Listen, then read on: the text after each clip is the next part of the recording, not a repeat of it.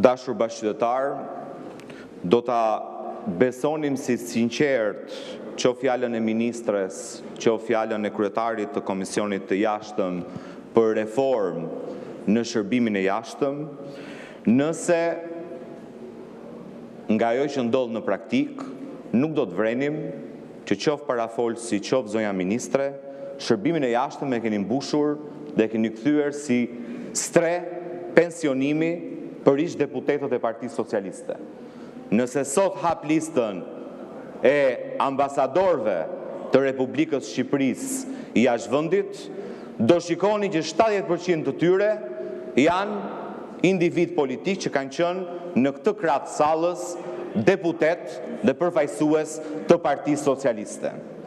Do ta kishim besuar realisht që kjo qeveri ka për qëllim të reformojë shërbimin e jashtëm, nëse nuk do kishim vërejtur që në zgjedhjet e 11 majit, ambasadat e Republikës Shqipërisë në mbar botën u kthye në qendra elektorale të Partisë Socialiste, ku ambasadorët duartokisnin fjalimin e kryeministrit dhe kryetarit Partisë Socialiste, që kudo ku shkonte fyente opozitën dhe popullin opozitar.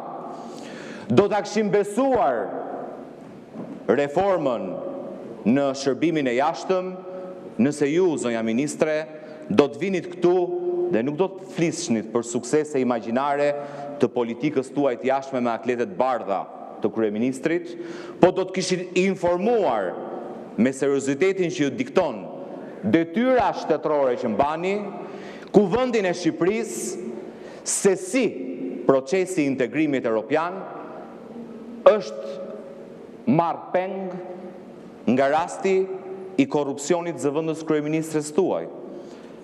Pse na flisni për suksese imagjinare të hapjeve kapitujve, zonja ministre, dhe nuk na informoni për mbledhjen e 2 javëve më parë të grupit Koela, ku Shqipërisë i është bërë e qartë se nuk ka për të patur asnjë hap përpara në procesin e integrimit, nëse ky kuvend kthehet në stre dhe në bunker të zyrtarëve të lartë korruptuar. Nuk ka për të pasur asnjë hap përpara, nëse zëvendës kryeministres tuaj, ky kuvend nuk i heq imunitetin. Pse e mbani të fshehur për kuvendin ju këtë informacion dhe na flisni se Shqipëria ka qendra e Europës, se ka hapur kapitujt. Qa suksesi është hapja e kapitujve? Sukses është ti mbyllësh kapitujt. Dhe me qenë se përmende themeloret, shteti ligjor është baza e atij procesi. Dhe ju keni vendosur që për një rast konkret, jo vetëm shkelmoni shtetin ligjor në vend, po edhe të pengoni procesin i integrimit evropian të Shqipërisë. Për qa suksese flisni ju? Serbia ka hap kapituj e ka mbyll kapituj. Malizi ka hap kapituj e ka mbyll kapituj. Ku jemi ne? Ne jemi te Belinda Balluku. Nuk pyesim ne për proces të integrimit evropian, ku bëhet fjalë për fatin politik të Edi Ramës dhe të Belinda Ballukut. Ju integrimin evropian e keni propagandë të pastër, në cilën tryezë vendimarrëse na ka ulur qeveria juaj gjatë këtyre viteve. Në cilin organizëm na ka ulur? Në Këshillin e Europës na ka ulur qeverisja e Partisë Demokratike. Në OKB na keni futur ju. Në cilën tryezë vendimarrëse na ka ulur kjo qeveri? Askund.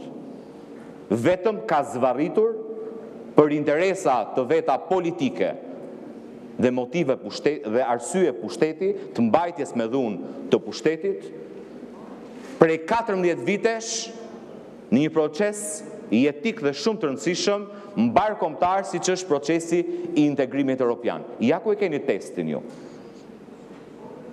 Testin e keni përpara. Ju a tha dje kryetari i Komisionit Jashtëm të Parlamentit Evropian. Është test kritik për luftën ndaj korrupsionit. Pse nuk dilni ju këtu dhe thoni, po ne këtë test do ta kalojmë? si që është vepruar në 35 vite në këto kuvend, ne nuk do të mbrojmë asnjë zyrtar nga veprimi i prokurorisë. Por nuk e thoni dot. Se e dini që fati juaj politik varet nga fati i Belindës, sepse korrupsionin Belinda nuk e ka bërë në kokë të vet, siç e kishin bërë disa tjerë që kryeministri i lëshoi.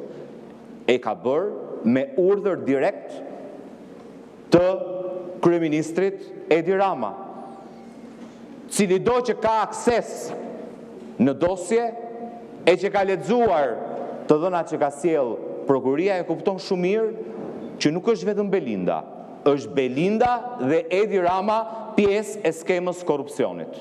Pse nuk vini këtu ju, zonja ministre, se na folët për suksese të jashtëzakonshme të politikës të jashtme, dhe të informoni kuvendin për shqetësimin që kanë partnerët, se fole për korridorin e 8, për ngecjen e portit Porto Romanos. Është çështje e sigurisë kombëtare, është çështje e NATO-s, është një çështje madhore e interesit kombëtar.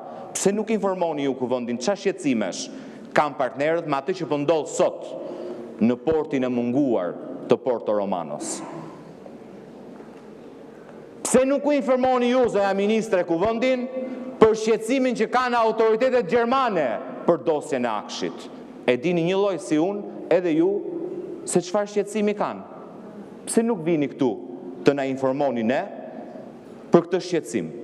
Po vini këtu, flisni dili nga Haga në SBA, nga SBA-ja në Turqi, e nga Turqia në Arabi Saudite, e përfundoni në Izrael.